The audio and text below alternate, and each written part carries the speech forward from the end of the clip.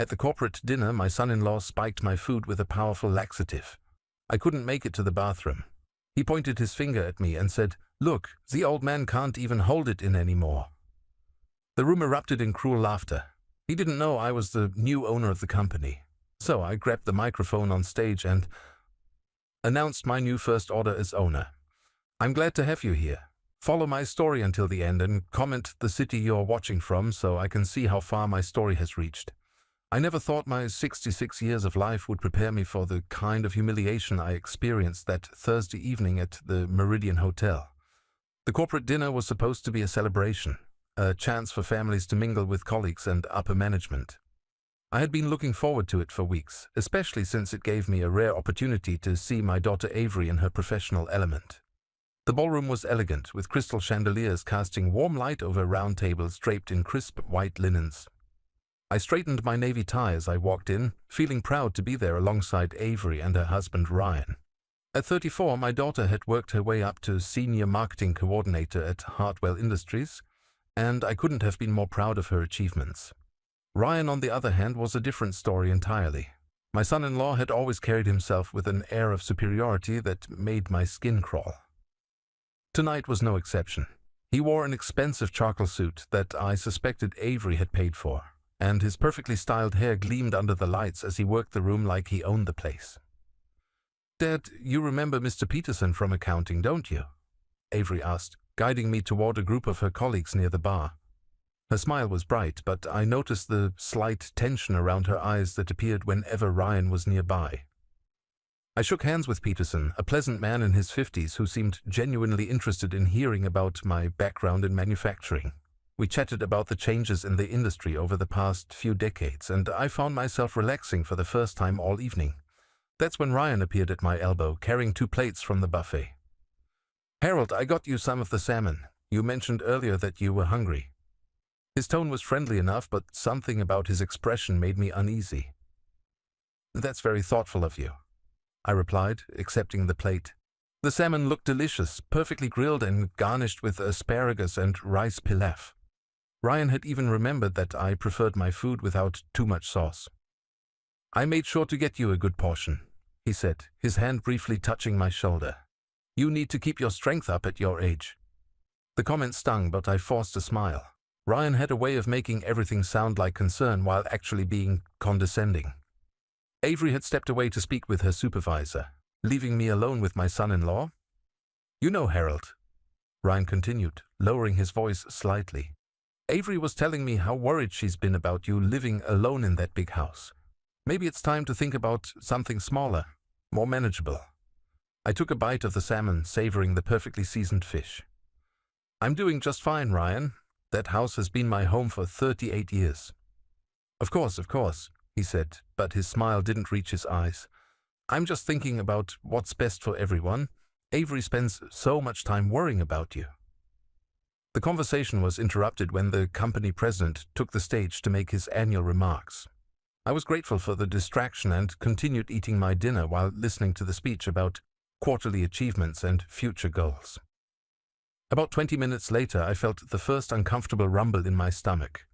I shifted slightly in my chair, assuming it was just normal digestion. But within another 10 minutes, the sensation had intensified into something more urgent. I excused myself quietly and made my way toward the restrooms at the back of the ballroom. The walking seemed to make everything worse, and by the time I reached the hallway, I knew I was in serious trouble. My stomach was cramping violently, and I felt beads of sweat forming on my forehead. The men's room was occupied, and I stood there desperately trying to maintain my composure. I checked my watch.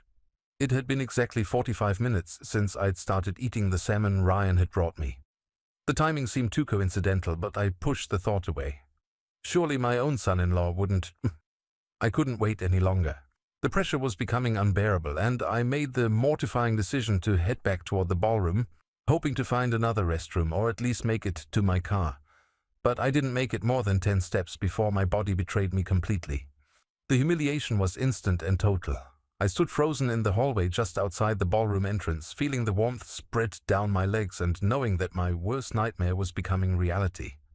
The smell hit me immediately, and I prayed that somehow, miraculously, no one would notice. But Ryan noticed. Of course he did. "Oh my God, everybody look!" His voice carried across the ballroom like a foghorn. The old man couldn't even make it to the bathroom. The entire room seemed to pause. Conversations stopped mid-sentence, glasses froze halfway to lips, and every head turned in my direction.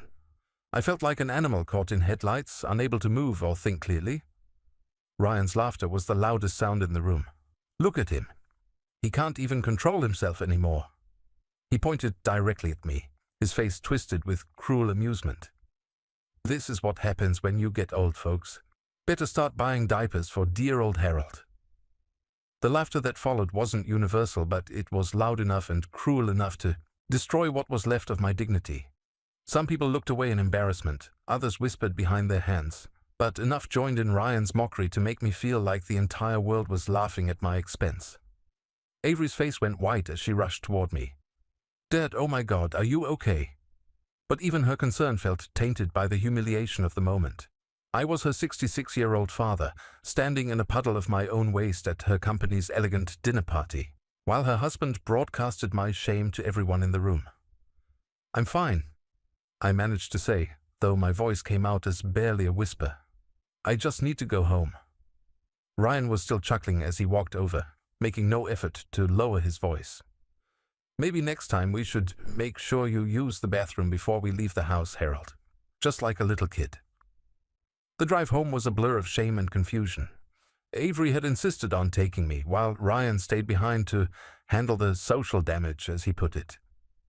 She was quiet for most of the trip, and I could feel her embarrassment radiating from the driver's seat. "Dad, maybe you should see a doctor," she finally said as we pulled into my driveway. "This kind of thing, it's not normal." I wanted to tell her that I'd never had digestive problems before, that something about this felt deliberate and wrong. But how could I explain my suspicions without sounding paranoid? How could I tell my own daughter that I believed her husband had drugged me? Instead, I just nodded and thanked her for the ride. As I walked slowly toward my front door, still wearing my soiled clothes and carrying the weight of my humiliation, I felt something crystallize inside me. Ryan had crossed the line tonight. He had taken away my dignity in the most public and degrading way possible. But what Ryan didn't know, what none of them knew, was that I had been carrying a secret for the past 6 months. A secret that would change everything between us. A secret that would give me the power to respond to his cruelty in ways he could never imagine. As I stood in my empty house, stripping off my ruined clothes and trying to process what had happened, I thought about the phone call I'd received just 3 days earlier, the call that had made me the owner of Hartwell Industries. Ryan had humiliated me tonight, but he had no idea that he had just done it to his new boss. The next morning I woke up with the events of the previous evening replaying in my mind like a nightmare I couldn't escape. Every detail was painfully clear: the sound of Ryan's laughter, the shocked faces of Avery's colleagues, the feeling of my own body betraying me in the most public way possible. But what hurt most was the memory of my daughter's embarrassed silence during the drive home. As I sat at my kitchen table with my coffee, staring out at the garden my late wife Margaret had loved so much, I found myself thinking about how we had gotten to this point. When had Ryan's casual disrespect turned into outright cruelty? When had my relationship with Avery become so strained that she couldn't see what her husband was doing to our family? The answer, I realized, was gradual. Like a slow poison working through your system, Ryan's influence had been subtle at first. When Avery had brought him home 5 years ago, I had tried to be welcoming. He was handsome, charming when he wanted to be, and he made my daughter laugh. At 29, Avery deserved happiness after a string of disappointing relationships. But from the very beginning, Ryan had a way of making me feel like an inconvenience in my own daughter's life. It started with small comments that could have been innocent if you didn't look too closely. "Avery, your dad seems tired. Maybe we should cut our visit short." Or, "Harold, are you sure you should be driving at night? People your age have so many accidents." The comments were always delivered with a concerned smile, making it impossible to object without seeming unreasonable. Margaret had been gone for 3 years by then, and I was still learning how to navigate the world without her. I second-guessed myself constantly, wondering if maybe Ryan was right, maybe I was becoming a burden. The first major incident happened about 6 months after they got married. Avery had invited me to their housewarming party, a small gathering of their friends and some of Ryan's work colleagues. I had been looking forward to it for weeks, excited to see their new apartment and meet the people who were important in their lives. I arrived on time with a nice bottle of wine and a flowering plant for their balcony. Ryan answered the door with a look of confusion that I would later recognize as one of his favorite performances. "Harold, what are you doing here?" "Avery invited me to the party," I replied, suddenly feeling uncertain. "She called me last Tuesday and said 7 o'clock. Ryan's expression shifted to one of exaggerated sympathy. "Oh no, there must have been some miscommunication. This is actually a work event. You know how it is with younger crowds, probably not your scene anyway." I stood there holding my gifts, feeling foolish and unwanted. But Avery specifically said, "Dad." Avery appeared behind Ryan, her face flushed with what looked like embarrassment. "I thought you said you couldn't make it tonight." The confusion in her voice told me everything I needed to know. She genuinely believed she had told me not to come, but I remembered our phone conversation clearly. She had been enthusiastic about me meeting her friends, had even asked me to bring that wine she knew I kept for special occasions. "I'm sorry," I said quietly. "I must have misunderstood." Ryan put his arm around Avery's shoulders, pulling her close. "No worries, Harold. These things happen. Memory gets fuzzy at your age, right?" I drove home that night feeling confused and hurt. Had I really misremembered the conversation? Was my mind starting to slip the way Ryan kept suggesting? For weeks I doubted myself, going over that phone call again and again until I wasn't sure what was real anymore. It was only months later that I began to recognize the pattern. Ryan had a gift for making me question my own memory and judgment. He would have private conversations with Avery, planting seeds of doubt about my mental state, my physical capabilities, my ability to live independently. And Avery, wanting to trust her husband and genuinely concerned about her widowed father, began to see problems that weren't there. The suggestions became more frequent and more pointed. Maybe I should consider selling my house and moving somewhere smaller. Maybe I needed help managing my finances. Maybe it was time to think about assisted living. Each suggestion was presented as coming from a place of love and concern, but I could see the satisfaction in Ryan's eyes when Avery would nod along, agreeing that yes, perhaps it was time to discuss these options. The breaking point for me came last Christmas. I had been planning our traditional family dinner for weeks, the same meal Margaret and I had prepared together for 30 years. It was one of the few times of year when the house felt alive again, filled with the sounds and smells that reminded me of better days.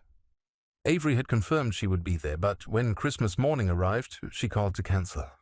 "I'm so sorry, Dad. Ryan's coming down with something, and we don't want to risk getting you sick. You know how dangerous the flu can be for someone your age." I accepted her explanation, even though something about it felt wrong. I spent that Christmas alone, staring at a table set for 3 people who would never come. The turkey I had bought was too big for one person. The presents I had carefully wrapped sat unopened under the tree. 2 days later, I ran into Mrs. Patterson from down the street at the grocery store. She mentioned seeing Avery and Ryan at the downtown Christmas festival, both looking perfectly healthy and enjoying the holiday activities with what appeared to be Ryan's family. That was when I knew for certain that my son-in-law was deliberately trying to isolate me from my daughter. He wasn't just making careless comments or showing poor judgment. He was actively working to push me out of their lives. The realization should have made me angry, but instead it filled me with a deep sadness that seemed to settle into my bones. I was 65 years old, widowed and slowly losing the only family I had left to a man who saw me as nothing more than an obstacle to overcome. I began to notice how Ryan controlled the narrative in every situation. When they did visit, he would steer conversations away from topics I knew about, making me feel irrelevant and out of touch. He would interrupt when I tried to share stories about Avery's childhood, dismissing them as old man rambling, or suggesting that my memory of events was probably inaccurate. Most painful of all was watching how Avery began to change toward me. She became impatient with my questions about her life, frustrated when I called more than once a week, distant when I tried to maintain the close relationship we had always shared. She wasn't doing it intentionally. I could see that she still loved me, but Ryan's constant suggestions that I was becoming needy and difficult were taking their toll. The phone calls became shorter. The visits became less frequent. When we did spend time together, Avery seemed distracted, constantly checking her phone or looking to Ryan for guidance on how to respond to my comments. I found myself becoming more isolated, spending days without speaking to another person. The house that had once been filled with laughter and love felt like a mausoleum, preserving the memory of better times while offering no hope for the future. That's when I made the decision that would change everything. If Ryan wanted to paint me as a helpless old man who was becoming a burden, I would show him just how wrong he was. I would show both of them that Harold Morrison still had fight left in him. The process had taken 6 months of careful planning, strategic phone calls, and financial maneuvering that Ryan would never have believed me capable of. But yesterday, just 3 days before that humiliating dinner, I had signed the final papers that made me the majority owner of Hartwell Industries. Ryan had no idea that the pathetic old man he had humiliated last night now controlled his career, his income, and his future. But he was about to find out. As I finished my coffee and prepared to face another day, I felt something I hadn't experienced in months. Anticipation. For too long I had been reactive, constantly on the defensive, trying to prove my worth to people who had already decided I was worthless. Now it was time to take control of the narrative. Ryan wanted to play games with my dignity? Fine. But this time I held all the cards. The decision to buy Hartwell Industries hadn't come to me in a moment of inspiration or revenge fantasy. It was born from months of careful observation, quiet research, and a growing understanding that sometimes the only way to protect yourself from a bully is to become more powerful than they are. It started about 8 months ago during one of Ryan's particularly cruel performances at a family barbecue. He had been holding court with some of his work friends, telling stories about the old-timers at Hartwell Industries who didn't understand modern business practices. "There's this one guy in my department," he had said, not caring that I was within earshot, "who still uses a calculator for everything. Can you believe it? I keep telling my wife we need to start preparing for when these dinosaurs finally retire or get pushed out." Avery had laughed along with his friends, and something inside me had snapped. Not with anger, but with clarity. Ryan saw me as a relic, a leftover from a bygone era who had nothing valuable to contribute to the modern world. He had no idea that those old-timers he mocked had built the foundation he was standing on. That night I went home and did something I hadn't done since Margaret's death 3 years earlier. I opened my financial records and took a comprehensive look at my assets. What I found surprised even me. 43 years of careful saving and investing had left me with more than I had realized. The house Margaret and I had bought for $18,000 in 1985 was now worth $450,000. My retirement accounts, which I had been contributing to since I was 25, had grown to over $600,000. The life insurance payout from Margaret's policy, which I had never touched, sat in a money market account earning modest interest. But the real revelation came when I started going through Margaret's jewelry box and found the appraisal documents she had kept for her grandmother's diamond collection. Pieces I had assumed were family heirlooms with sentimental value were worth nearly $200,000. In total, I was looking at assets worth close to $1.3 million. For a man living alone in a paid-off house with minimal expenses, it was more than enough to fund a comfortable retirement. It was also, I realized, potentially enough to make a very different kind of investment. I spent the next several weeks researching Hartwell Industries from every angle I could think of. The company was privately held, which meant ownership information wasn't readily available, but public records and industry publications told an interesting story. Hartwell had been struggling for the past 2 years, losing market share to newer, more agile competitors. The founding family was getting older, and there were rumors that they were looking for an exit strategy. Through my connections from my manufacturing days, I was able to get in touch with Richard Hartwell himself. At 78, he was tired of dealing with the day-to-day challenges of running a business in an increasingly competitive market. His children had no interest in taking over, and he was facing the prospect of either selling to a corporate buyer who would likely gut the company or watching it slowly decline under his management. Our first meeting was at a quiet restaurant downtown, far from the corporate offices where Ryan worked every day, completely unaware that his father-in-law was negotiating to become his boss. "Harold," Richard had said, shaking my hand with the firm grip of a man who had built something from nothing. Tom Patterson tells me you're interested in discussing the future of Hartwell Industries. Tom Patterson was an old friend from my days at Morrison Manufacturing, the small company I had built from the ground up before selling it to a larger corporation 15 years earlier. Tom had vouched for my business acumen and my character, opening doors that might otherwise have remained closed. I am, I replied simply. I think Hartwell has tremendous potential, but it needs fresh thinking combined with experienced leadership. Richard smiled. Fresh thinking. That's what everyone tells me these days. But you know what I've learned after 50 years in business? Fresh thinking without wisdom is just expensive mistakes waiting to happen. Over the course of that lunch, we discovered we had very similar philosophies about business. We both believed in treating employees fairly, maintaining quality standards even when it was more expensive, and building long-term relationships rather than chasing short-term profits. We both understood that a company was more than just a financial investment. It was a community of people whose livelihoods depended on smart decisions and ethical leadership. The problem, Richard explained, is that all the offers I've received so far come from people who see Hartwell as either a competitor to be eliminated or a collection of assets to be stripped and sold. Nobody seems interested in preserving what we've built here. That's when I knew I had found my opportunity. What if I told you I was interested in preserving and growing what you've built, not destroying it? Richard leaned back in his chair, studying me carefully. I'd ask you to tell me more. The negotiation process took 4 months. Richard wasn't just looking for the highest bidder. He wanted to find someone who would honor the legacy he had spent 5 decades building.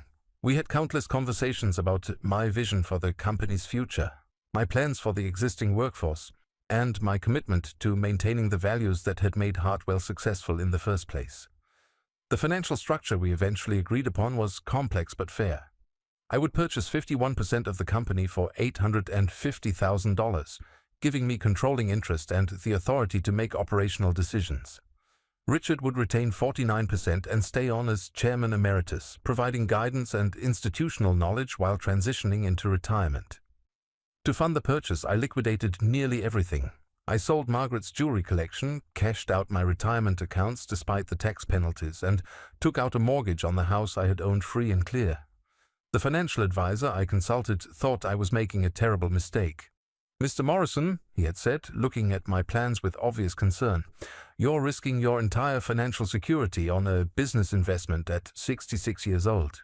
If this doesn't work out, you will have nothing left. But he didn't understand what I understood. This wasn't just a business investment. It was an investment in my own dignity and future. Ryan had spent years trying to convince everyone, including me, that I was a burden, a relic, someone whose opinions and capabilities were no longer relevant. Buying Hartwell Industries would prove once and for all that he was wrong. The closing took place on a Friday afternoon in the offices of Richard's attorney. As I signed the final papers that transferred majority ownership of a $120 million company to me, I felt something I hadn't experienced in years, genuine excitement about the future. Richard shook my hand as we left the attorney's office. Congratulations, Harold. You're now the owner of Hartwell Industries. What's your first move going to be? I thought about Ryan, probably sitting in his cubicle at that very moment, completely unaware that his life was about to change dramatically. I thought about Avery, who still saw me as her aging father who needed protection and guidance. I thought about all the times I had been dismissed, ignored, or condescended to by people who assumed my age meant I had nothing valuable to offer. I'm going to take some time to observe, I told Richard. I want to understand exactly how the company operates, who the key players are, and where the opportunities for improvement lie. What I didn't tell him was that my observation would be particularly focused on one employee, Ryan Bradley, my son-in-law, who had just publicly humiliated me at a corporate dinner without realizing he was attacking his new boss. The irony was almost too perfect. For months, Ryan had been telling anyone who would listen that the older generation needed to step aside and let younger, more capable people take control. He had no idea that the old man he had been mocking was about to demonstrate exactly what experience and wisdom could accomplish. As I drove home that Friday evening, officially the owner of Hartwell Industries, I felt a sense of anticipation I hadn't experienced in years. Ryan had spent so much time trying to prove that I was weak, confused, and irrelevant. Now I had the power to show him exactly how wrong he was. The best part was that he had no idea what was coming. While he was busy planning his next humiliation, I was planning something much more significant. A complete reversal of power that would change everything between us forever. Monday morning couldn't come soon enough. The Monday morning after the corporate dinner, I woke up with a purpose I hadn't felt in years. For the first time since Margaret's death, I had somewhere important to be, something meaningful to accomplish. As I shaved and put on my best suit, I caught myself smiling in the mirror. Today I would begin my new role as the owner of Hartwell Industries, and Ryan had no idea that his world was about to be turned upside down. Richard had arranged for me to have an office on the executive floor, complete with access to all company records and personnel files. Officially, I was being introduced as a new senior advisor, which would allow me to observe operations without immediately revealing my ownership status. Richard and I had agreed that a gradual transition would be less disruptive to the workforce. "Take your time getting to know the organization," he had advised during our final preparatory meeting. "You will learn more in your first few weeks of observation than you would in months of reports and presentations." The executive assistant, a efficient woman named Patricia, who had been with the company for 15 years, showed me to my office and provided me with access cards and computer login credentials. "Mr. Morrison," she said as she handed me a thick orientation folder, "Mr. Hartwell asked me to let you know that you have complete access to all departmental reports, employee records, and operational data. If you need anything at all, please don't hesitate to ask." My office had a perfect view of the main work floor, where dozens of employees went about their daily tasks, completely unaware that the company had just changed hands. From my window, I could see Ryan's cubicle in the marketing department. He was leaning back in his chair, feet up on his desk, talking animatedly on the phone in what appeared to be a personal conversation. I spent the first hour reviewing the company's organizational chart and employee database. Ryan was listed as a marketing associate level 2, a mid-level position that required a bachelor's degree and 3 to 5 years of relevant experience. His salary was $58,000 per year, with performance bonuses that could add up to an additional 10%. His employment file made for interesting reading. Ryan had been hired 18 months ago, shortly after marrying Avery. His resume showed a pattern of short-term positions at various companies, never staying anywhere longer than 2 years. His interview notes mentioned his enthusiasm and fresh perspective, but also noted concerns about his job stability and tendency toward overconfidence. The performance reviews told an even more revealing story. His supervisor, Janet Crawford, had documented several issues with Ryan's work quality and professional attitude. He frequently missed deadlines, spent excessive time on personal phone calls during work hours, and had difficulty collaborating with colleagues who didn't share his opinions. The most recent review, completed just 2 months ago, included comments that made my blood boil. Ryan continues to demonstrate a dismissive attitude toward senior colleagues and established company procedures. He has made several inappropriate comments about older employees being out of touch and has expressed frustration with what he calls outdated company policies. While his technical skills are adequate, his interpersonal skills require significant improvement. As I read through these documented examples of Ryan's arrogance and disrespect, I realized that his behavior toward me wasn't unique. He treated everyone he considered beneath him with the same condescending attitude he had been showing me for years. Around 10:30, I decided to take a walk through the office to observe the company culture firsthand. I introduced myself to various employees as the new senior advisor, explaining that I was conducting an operational assessment to identify opportunities for improvement. The conversations were enlightening. When I mentioned that I was particularly interested in understanding team dynamics and communication patterns, several employees volunteered information about problem areas without me having to ask directly. "Well," said one of the senior marketing coordinators, a woman named Susan who had been with the company for 8 years, "most of us work really well together, but there are a few people who seem to think they know better than everyone else." When I asked for specific examples, Susan glanced around to make sure we weren't being overheard. There's this one guy, Ryan, who acts like he's management material, but he spends half his day on personal calls and the other half complaining about how things are done around here.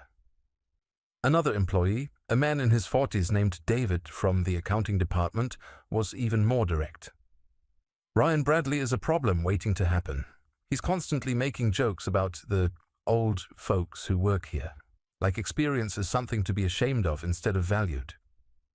By lunchtime, I had heard similar comments from 6 different employees across 3 departments.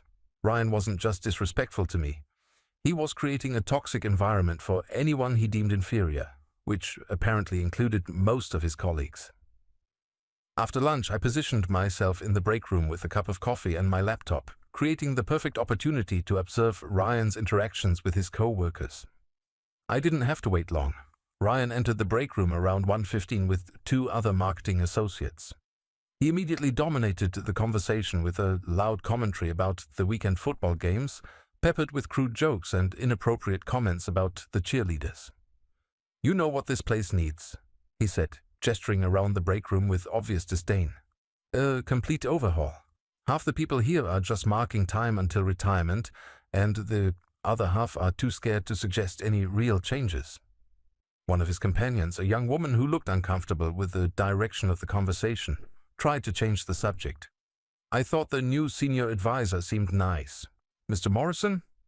Ryan snorted. Another old guy brought in to justify keeping things exactly the way they've always been. "I guarantee you he'll spend 6 months writing reports that nobody reads and then retire with a nice consulting fee."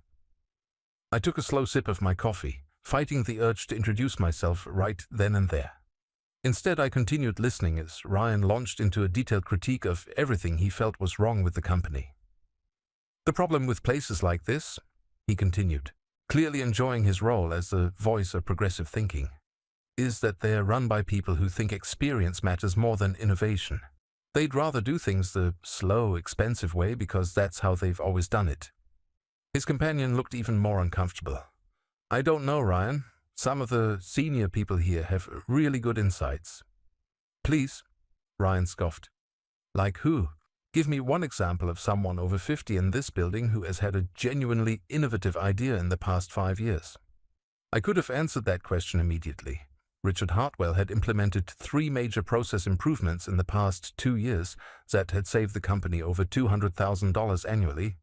Janet Crawford had developed a customer retention program that had increased repeat business by 30%. Even Tom Patterson in maintenance had designed an energy efficiency system that had reduced overhead costs by 8%. But Ryan wasn't interested in facts. He was interested in promoting his narrative that younger employees were inherently more valuable than experienced ones. As the afternoon progressed, I continued my observation from various vantage points around the office. I watched Ryan take multiple personal phone calls, including one that lasted nearly 45 minutes and appeared to be related to planning a weekend trip with friends. I saw him dismiss suggestions from senior colleagues during a team meeting, roll his eyes when Janet Crawford was explaining a new procedure, and make sarcastic comments under his breath when he thought no one was listening. The picture that emerged was of an employee who felt entitled to respect he hadn't earned, privileges he hadn't been granted, and authority he definitely didn't possess. He was exactly the kind of person who made experienced workers feel undervalued and created resentment between different age groups in the workplace. By the end of my first day as owner of Hartwell Industries, I had a comprehensive understanding of Ryan's character, work habits, and impact on company culture. More importantly, I had documented evidence of performance issues that went far beyond my personal grievances against him. As I packed up my briefcase and prepared to leave, I felt a satisfaction I hadn't experienced in years. Ryan had spent months trying to convince everyone that I was a confused old man who didn't understand the modern world. Tomorrow I would begin demonstrating exactly how wrong he was. The best part was that he still had no idea what was coming. While he was busy planning his next display of arrogance, I was planning something much more comprehensive. A complete education in the difference between age and wisdom, between confidence and competence, between talking about change and actually implementing it. Ryan had humiliated me in front of an entire room of people. Thinking he was safe from any consequences because of his age and position, he was about to learn that assumptions can be very dangerous things, especially when you're making them about someone who now controls your future. Tomorrow would bring new opportunities for observation and planning. And soon, very soon, it would be time to act. After 2 weeks of careful observation and documentation, I had everything I needed. Ryan's personnel file now contained detailed notes about his poor performance, inappropriate workplace behavior, and negative impact on company morale. More importantly, I had witnessed firsthand how he treated colleagues, supervisors, and anyone he perceived as beneath his notice. The time had come to reveal myself. I had planned the moment carefully. Friday afternoon, 3:30, when most of the office would be winding down for the weekend, but still present to witness what was about to unfold. I had asked Patricia to schedule a mandatory all-hands meeting in the main conference room, officially announced as an introduction to new company leadership. As employees filed into the conference room, I watched from my office window. Ryan was among the last to arrive, clearly irritated at having his Friday afternoon interrupted. He slumped into a chair near the back, arms crossed, making no effort to hide his annoyance. Richard Hartwell opened the meeting with a brief speech about the company's transition and future direction. As many of you know, I've been considering retirement for some time. Today I'm pleased to announce that process is now underway. I want to introduce you to Harold Morrison, who has recently become the majority owner of Hartwell Industries. The room erupted in polite applause, but I could see confusion on many faces. They had known me as a senior advisor for the past 2 weeks, but this was clearly unexpected news. I stood up slowly, adjusting my tie as I walked to the front of the room. Ryan's expression had shifted from boredom to bewilderment. He was staring at me like he was seeing a ghost. "Thank you, Richard," I began, my voice steady and clear. "I'm sure many of you are surprised by this announcement. I've spent the past 2 weeks getting to know this organization, and I'm impressed by the dedication and professionalism of the vast majority of our employees." I let my gaze sweep across the room, making eye contact with several people before continuing. "However, I've also identified some areas where we need to make improvements. Specifically, we need to address attitudes and behaviors that are undermining our company culture and creating a hostile work environment for our more experienced employees." Ryan was now sitting up straight, his face pale. I could see him connecting the dots, realizing that his new boss was the same man he had humiliated at the corporate dinner 3 weeks ago. "Age discrimination is a serious issue in today's workplace," I continued. "It's illegal, it's morally wrong, and it's bad for business. Companies that fail to value experience and institutional knowledge are companies that fail to reach their full potential." Several employees nodded in agreement. I could see Susan and David, the colleagues who had shared their concerns about Ryan's behavior, exchanging meaningful glances.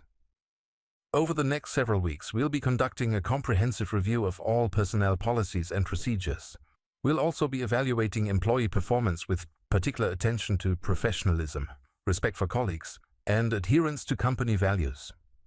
I paused, letting the implications of that statement sink in. "Before we adjourn, I want to address something that happened at our corporate dinner 3 weeks ago. Some of you were present when an employee chose to publicly humiliate someone he perceived as vulnerable." The room went completely silent. Ryan looked like he might be sick. That behavior was unacceptable then, and it would be unacceptable now. Going forward, any employee who demonstrates that level of cruelty and unprofessionalism will face immediate disciplinary action, up to and including termination. I could hear people shifting in their seats, whispers being exchanged. Everyone who had been at the dinner knew exactly what I was referring to. That concludes today's meeting. Department heads, please stay behind for additional discussion. Everyone else, enjoy your weekend. As employees filed out, Ryan remained frozen in his chair. I could see him struggling to process what had just happened, trying to figure out how the pathetic old man he had tormented had suddenly become his boss. When the room had mostly cleared, Ryan finally stood up on shaky legs and approached me. His usual arrogance was completely gone, replaced by barely controlled panic.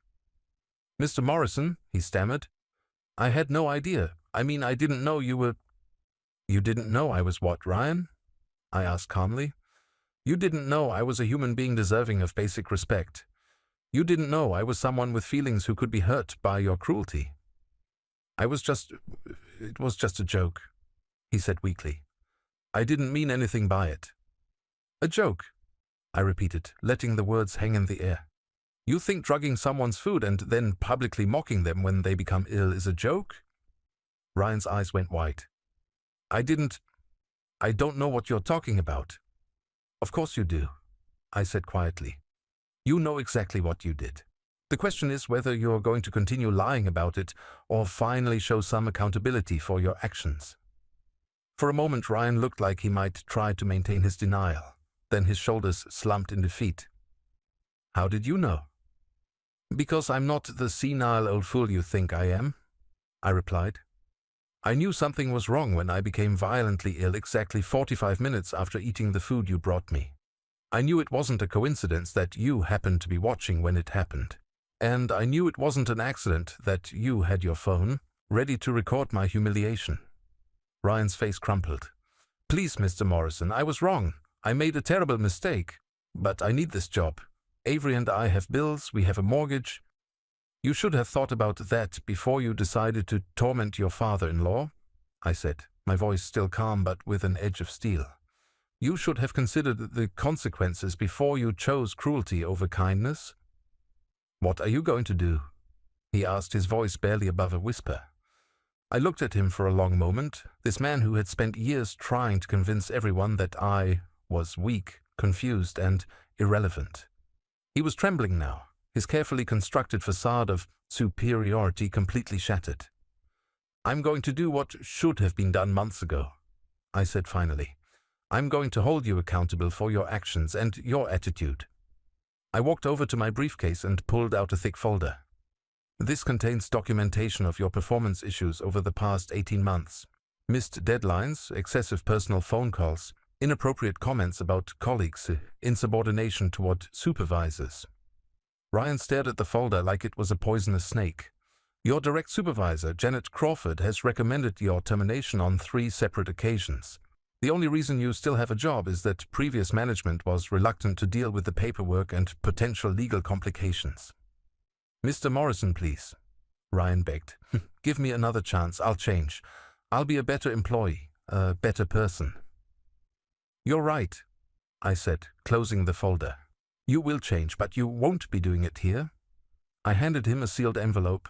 Your employment with Hartwell Industries is terminated, effective immediately. This contains information about your final paycheck, benefits continuation, and the non-disclosure agreement you will need to sign. Ryan took the envelope with hands that shook so badly he could barely hold it. You can't do this. I'll fight it. I'll sue. On what grounds? I asked calmly. Wrongful termination. You've been documented as a problem employee for over a year. Age discrimination. You're the one who's been making discriminatory comments, not me. Retaliation. Your termination is based on job performance, not personal grievances. Ryan opened his mouth to argue, then closed it again. He knew I was right. He had no legal leg to stand on. What about Avery? He asked desperately. She's your daughter. This will destroy our marriage. For the first time since the meeting began, I felt a flicker of sadness. Avery would be hurt by this, and that pain would extend to me as well. But I had learned something important over the past few weeks. Sometimes protecting the people you love means making difficult decisions, even when those decisions cause temporary pain. Avery will have to make her own choices, I said. But for the first time in years, those choices won't be influenced by someone who's been systematically poisoning her relationship with her father. Ryan stared at me, perhaps finally understanding the full scope of what he had lost. He had gambled everything on his assumption that I was powerless, that age meant weakness, that experience was worthless compared to his youthful arrogance. He had been wrong about everything. I want you off the premises within 30 minutes, I said, returning to my professional tone. Security will escort you to your desk to collect your personal belongings. As Ryan stumbled toward the door, he turned back one final time. I'm sorry, he said, and for the first time since I had known him, he sounded genuinely sincere. I know you are, I replied, but some things can't be fixed with an apology. After he left, I stood alone in the conference room, feeling the weight of what I had just done. It wasn't revenge exactly. It was justice. It was accountability. It was the natural consequence of years of cruelty finally catching up with someone who thought he was immune to consequences. But most importantly, it was the beginning of my new life. A life where I would never again allow anyone to treat me as if I were worthless simply because of my age. The phone call came that evening just as I was sitting down to dinner. I had been expecting it, of course. Word travels fast in a marriage, especially when one spouse has just lost their job under dramatic circumstances. "Dad?" Avery's voice was strained, confused, and angry all at once. "Ryan told me what happened today. He said you fired him. Please tell me there's been some kind of mistake." I set down my fork and took a deep breath. This conversation would determine whether I had gained a company and lost a daughter, or whether the truth would finally set us both free. "There's been no mistake, Avery. I terminated Ryan's employment because his performance and behavior were unacceptable." "His behavior?" Her voice rose. "Dad, he's my husband. And you're treating him like some kind of criminal. What's gotten into you?" I had prepared for this moment, but it was still one of the hardest things I had ever had to do. "Sweetheart, I need you to come over. There are things about Ryan that you don't know, things that you need to understand before you make any decisions about your marriage or your relationship with me." "I can't believe this," she said, her voice breaking. "My own father destroyed my husband's career out of some petty grudge. Ryan told me about what happened at the corporate dinner, Dad. He said you had an accident and he was just trying to lighten the mood." "Is that what he told you?" I asked quietly. "That it was an accident?" "Of course it was an accident. What else would it be?" The pain in her voice was genuine, and I realized that Ryan had been lying to her just as systematically as he had been manipulating our relationship for years. "Avery, please come over. If after we talk you still think I'm wrong, I'll accept that. But you deserve to know the truth about what really happened." An hour later she was sitting in my living room, her arms crossed defensively, her face set in an expression of protective anger. She had inherited my stubborn streak, and I knew that changing her mind wouldn't be easy. "All right, Dad," she said curtly. "Talk." I started with the corporate dinner, explaining how Ryan had brought me food and how the timing of my illness was too convenient to be coincidental. Then I showed her the documentation I had gathered about Ryan's work performance, his attitude toward older colleagues, and his pattern of unprofessional behavior. "This is all circumstantial," she said, though I could see doubt beginning to creep into her expression. "You can't prove he did anything to your food." "You're right," I admitted. "I can't prove that specific incident, but I can show you a pattern of behavior that demonstrates who your husband really is." I pulled out my laptop and opened a folder of audio files. I recorded several conversations over the past 2 weeks, conversations where Ryan expressed his true feelings about older workers, about me specifically, and about his plans for our family's future. Avery looked skeptical, but she didn't object when I played the first recording. It was Ryan talking to his colleagues in the break room, making jokes about dinosaurs in the workplace and specifically mentioning how he was working to convince Avery that her father needed to be managed more closely. As the recordings played, I watched my daughter's face change. The defensive anger gradually gave way to confusion, then hurt, then a dawning realization of how thoroughly she had been manipulated.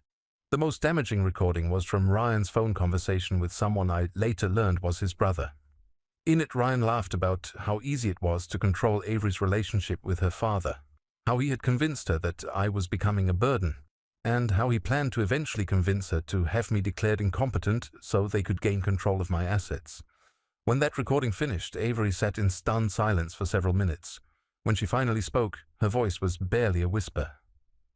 "He was planning to have you declared incompetent." "Yes," I said gently.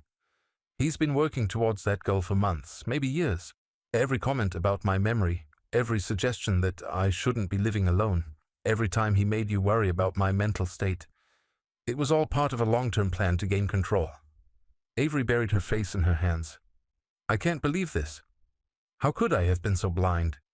"Because you loved him," I said, moving to sit beside her on the couch. "And because you are a good person who assumes other people are good too. Ryan is very skilled at manipulation, sweetheart. You're not the first person he's fooled, and you probably won't be the last." "But I chose him over you," she said, tears streaming down her face. "All those times when you tried to tell me something was wrong. All those times when I sided with him instead of listening to you. How can you ever forgive me?" I put my arm around her shoulders, feeling like I was comforting the little girl who used to come to me with scraped knees and hurt feelings. "There's nothing to forgive," I said softly. "You were trying to be a good wife, trying to make your marriage work. Those are admirable qualities, even when they are directed at someone who doesn't deserve them." We talked until nearly midnight. Avery asked questions about the recordings, about Ryan's behavior at work, about the incidents over the years that had made me suspicious. Slowly, painfully, she began to see the full scope of how she had been manipulated. "I need to go home and confront him," she said finally. "I need to hear what he has to say about all this." "Be careful," I warned her. "When people like Ryan are cornered, they can become desperate. Don't let him turn this around on you or convince you that you're overreacting." She hugged me tightly before leaving, the first genuine physical affection I had received from my daughter in months. "I'm so sorry, Dad," she whispered. "I'm sorry I didn't see what he was doing to us." "You see it now," I replied. "That's what matters." The next few weeks were difficult for Avery, but liberating for both of us. Ryan initially tried to deny everything, then attempted to minimize his actions, and finally resorted to threats and emotional blackmail. But the evidence was too overwhelming, and Avery had finally seen him for who he really was. The divorce proceedings were swift and uncomplicated. Ryan had no financial assets to speak of, and Avery wanted nothing from him except her freedom. He found another job eventually, in a different city, and gradually faded from our lives like the bad dream he had always been.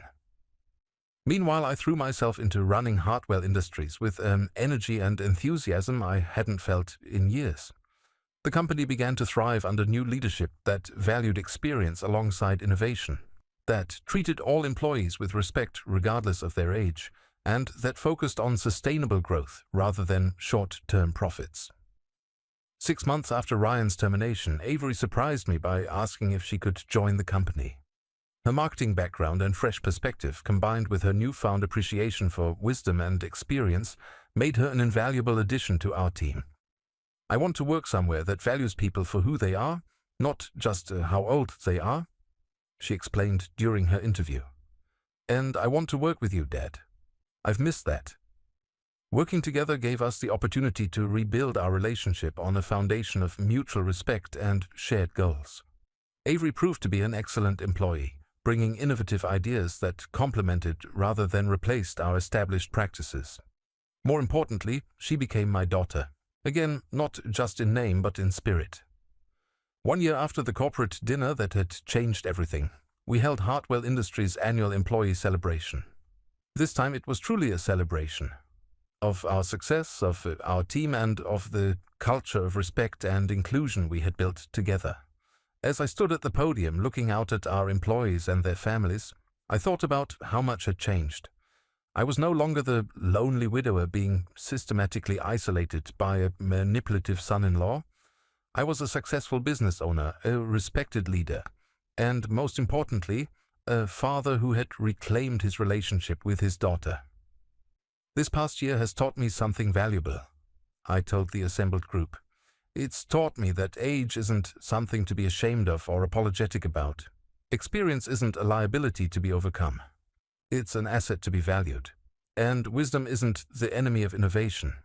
It's the foundation that makes real progress possible." The applause was warm and genuine. These people understood what I was talking about because they lived it every day, in an environment where everyone's contributions were valued. After the dinner, Avery and I stood outside the hotel, breathing in the cool evening air. "Are you happy, Dad?" she asked, linking her arm through mine. "Really happy?" I thought about the question seriously. Was I happy? I had lost years of my life to manipulation and isolation. I had endured humiliation and cruelty that no one should have to experience. But I had also discovered reserves of strength and determination I didn't know I possessed. I had built something meaningful from the ashes of my pain. "Yes," I said finally. I'm happy, not because of what happened to me, but because of what I chose to do about it. I'm proud of you, she said quietly, for everything.